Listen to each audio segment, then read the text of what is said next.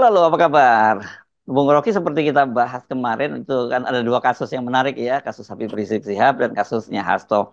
Habib Rizik Sihab, tapi tadinya sih saya pikir mau landai-landai dulu gitu karena dia seperti dibilang menantunya dia aksi pertamanya itu akan hadir di aksi bela Palestina. Ternyata kemarin langsung ngegas, langsung bicarain soal KM 50 yang dia bilang akan dia kejar dunia dan akhirat gitu. Ini pasti langsung itu banyak alarm-alarm di kantor-kantor intelijen berbagai negara-negara langsung mulai menyala, antena juga udah mulai dibuka itu, Bung Rocky. Sementara Hasto kemarin ini menarik karena ternyata dia ngaku bahwa dia dibiarkan kedinginan gitu selama 1,5 jam dan kemudian handphonenya juga disita gitu. Jadi sebenarnya dia ini tersangka atau saksi ya kira-kira. Ini soal soal Habib Rizik dulu itu kan kita bisa prediksi bahwa watak Habib Rizik nggak mungkin berubah itu, Hmm. dan ideologi dia juga udah di situ kan. Dia justru jadi penanda pada Republik hari ini bahwa ada orang yang betul-betul kukuh pada pendiriannya tuh. Hmm. Dia mau disebut apa? Teroris, kriminal, kan udah bebas tuh. Jadi Hmm. kita mesti hormati juga bahwa Habib Rizik kembali dengan pikirannya sendiri kan. Itu Hmm. yang sering kita katakan. Dia badannya bisa dikurung, tapi pikirannya nggak mungkin dikurung itu. Jadi dia berhak bahkan untuk membayangkan negara Islam misalnya. Itu nggak ada soal kan bagi sebuah negara demokratis kan. Yang tidak boleh adalah kalau itu aksinya itu atau pikirannya itu berubah menjadi tindakan kekerasan. Kalau Hmm. itu tindakan politik yang nggak ada soal juga. Karena kita sudah sepakat bahwa semua pikiran yang tumbuh di dalam era demokrasi, era reformasi, tidak boleh dijadikan sasaran delik. Nggak ada delik di dalam di dalam sistem demokrasi itu, politik itu nggak mungkin dijadikan delik. Karena justru dengan politik yang majemuk itu, kita lihat bagaimana visi-visi paling radikal pun diucapkan di dalam sistem demokrasi. Jadi kita hormati ya pikiran-pikiran Habib Rizik itu. Apapun orang mau kritik, nah kalau orang barusan kemarin setelah kita tayang, orang udah maki-maki saya tuh, itu lu bela Habib Rizik, bukan saya nggak bela Habib Rizik, saya bela hak setiap orang Hmm. untuk mewujudkan idenya tuh. Hmm. Idenya itu tetap ide. Kan buat membuat ide itu turun, mesti ada pelembagaan politik, organisasi, ada dana segala macam, ada dukungan legitimasi kultural. Itu juga sulit betul. Tetapi sebagai ide itu harus diucapkan. Kan orang itu manusia lakukan critical analysis terhadap Habib Rizik atau alasan untuk membubarkan FPI. Jadi sekali lagi nggak ada urusan personal. Ini semua hanya untuk menunjukkan bahwa konsekuensi dari berdemokrasi adalah kemajemukan pikiran. Konsekuensi dari kemajuan pikiran adalah hormati aja kan. Kan nggak Hmm. mungkin ada satu pikiran ofisial di Republik ini. Demikian juga pada Hasto tuh. Hasto dia adalah ketua partai, sekjen partai. Di belakang dia ada massa, di belakang dia ada ideologi, di belakang Hasto ada sejarah, di belakang Hasto ada analisis tuh.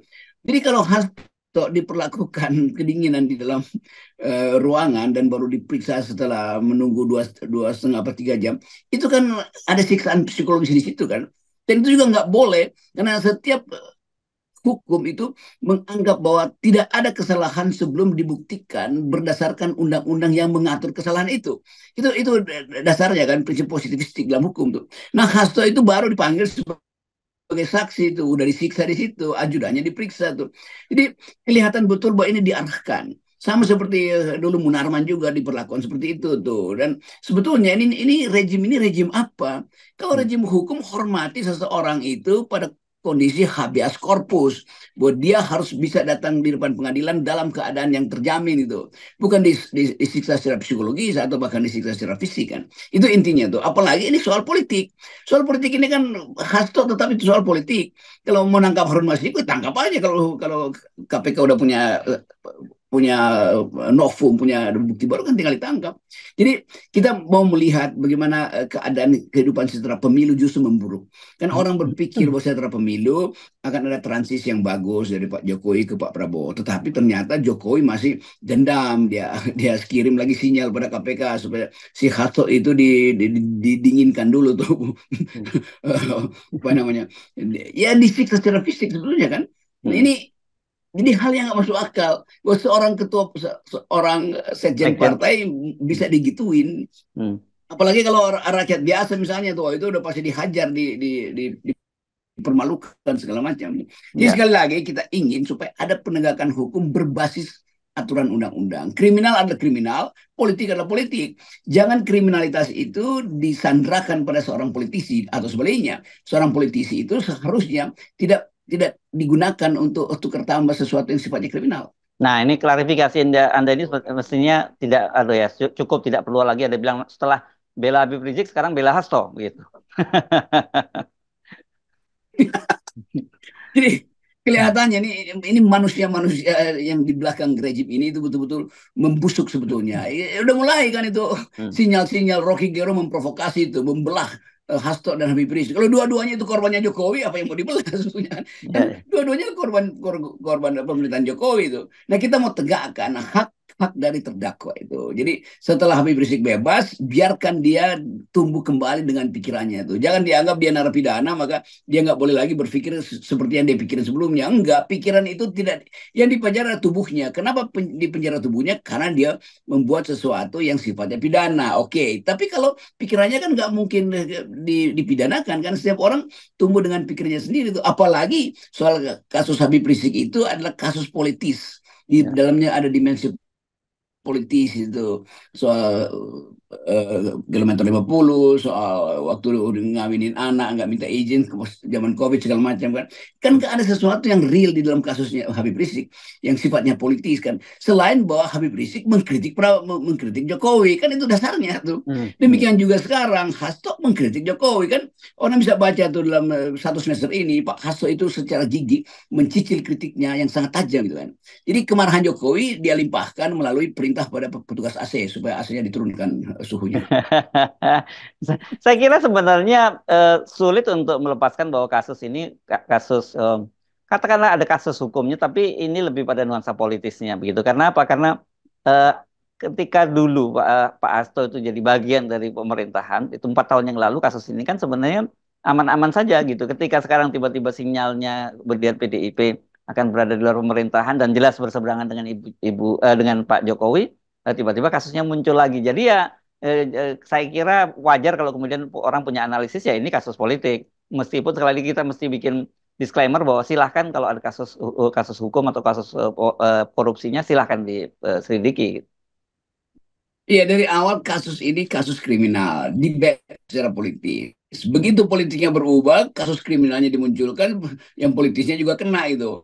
Di beberapa teman dari luar negeri nanya saya itu sebetulnya arahnya kemana? Sebenarnya saya Hmm. bilang, kita pun nggak tahu arahnya kemana. Wong Hasto dulu bagian dari Jokowi, kenapa Hmm. sekarang mereka bilang kenapa sekarang Hasto ditangkap? Ya itu artinya Hasto bukan lagi bagian dari Jokowi. Jadi semua soal hukum itu tergantung pada akses pada kekuasaan akhirnya kan. Nah hukumnya nggak berlaku lagi tuh, karena interpretasi kita setiap ada upaya untuk lakukan penangkapan terhadap seorang politisi itu politisinya duluan berbaris di depan pers. Demikian juga sekarang tuh penangkapan pada politisi lalu dikaitkan dengan kedudukan sang politisi yang tidak lagi membela Ya, presidennya tuh yaitu Jokowi.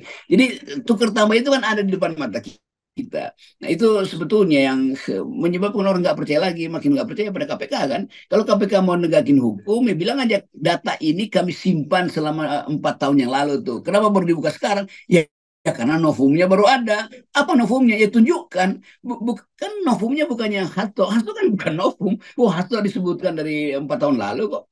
Nanti orang bilang lagi, wah sekarang bela PDIP. Bukan bela PDIP. Kita bela akal pikiran itu. Kok Rocky Gerung kita ada keterbukaan. Kasusnya apa? Kedudukan Hasto apa di situ? Kasusnya Habib Rizik apa? Kedudukan Habib Rizik apa di situ? Dua-duanya kedudukan politik, bukan kedudukan sebagai tersangka kriminal. Tetapi hukum kriminal udah berlangsung. Kenapa dia berlangsung? Ya karena kekuasaan bisa mengendalikan itu, bisa mengubah hal yang politis menjadi kriminal. Nah, itu yang disebut kriminalisasi.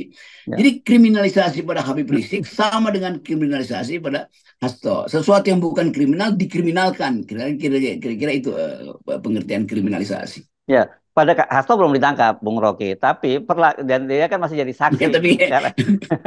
Tapi orang udah melihat ada ini kelihatannya kalau perlakuan semacam ini bukan saksi dong, gitu ya. ya itu dasarnya kan. Ngapain saksi? Saksi itu hormati. Dia punya informasi. Justru karena dia punya informasi, disediakan tempat yang layak. ini disiksa di AC dingin dan HP-nya ditahan oleh petugas kan, Hmm. dipanggil ajudannya. Terus saya lihat nonton itu. Jadi kita mulai lihat bahwa ya kalau begitu dari awal dia udah terdakwa dong. Karena itu saya anggap ya dia udah ditahanan, ditahan di ruangan yang tidak layak ya untuk hak orang sebelum dia dinyatakan tersangka pun itu harus dilindungi atau terperiksa pun harus dilindungi itu. Dan bagian-bagian itu yang akhirnya hilang karena ini semua perintah kekuasaan, bukan perintah hakim tapi perintah kekuasaan. Ya, ya. Saya juga menyimak pernyataan dari penjelasan dari juru bicara di KPK yang menyatakan bahwa itu bukan dibiarkan ditinggalkan sendirian, tapi itu dia diminta untuk membaca, mempelajari BAP-nya gitu. Saya kira kurang taktis. Coba kalau dijawabnya, kan situasi politik sekarang sedang sangat panas, jadi biar didinginkan dulu lah di ruangan itu. Gitu kan lebih enak gitu. Itu kita lihat bagaimana seseorang itu diperlakukan secara tidak layak karena dia bukan lagi bagian dari kekuasaan. Soal BAP itu udah dikirim di PDF itu, pengacaranya hafal luar kepala itu di BAP-nya tuh. Ya. Dan semua hal yang kita lihat di situ itu pengulangan aja dari Hmm. hal yang udah kita ketahui itu. Hmm. Jadi sekali lagi kita mau lihat sebetulnya percakapan politik hari ini akan diwarnai oleh kembali pada keinginan Jokowi untuk ya mempraktekkan kekuasaan dia di ujung masa pemerintahannya dan orang akan ingat bahwa Jokowi ternyata uh, sungguh lalim dari awal Ya. itu kan dan pembuktian itu tentu akan dinyatakan dalam mungkin setelah Pak Jokowi lengser lalu orang mulai mempersoalkan kelaliman Jokowi itu intinya tuh dan Pak Prabowo tentu harus balancing antara mengetahui ada kejahatan dan harus membela karena dianggap ini adalah seseorang yang memungkinkan Prabowo jadi presiden. Tetapi sekali lagi Prabowo itu punya jalan pikiran sendiri juga dan dia tentu tidak ingin dia dikenang sebagai orang yang membela Jokowi habis-habisan mati-matian tuh. Pak Ya. Harto aja tidak dibela mati-matian, apalagi Jokowi kira-kira begitu Ya. Ya. cara berpikir orang itu. Yes, oke, baik, makasih, Bung Rocky. Kita nolkan ya, Bung Rocky semuanya ya. Oke, ya.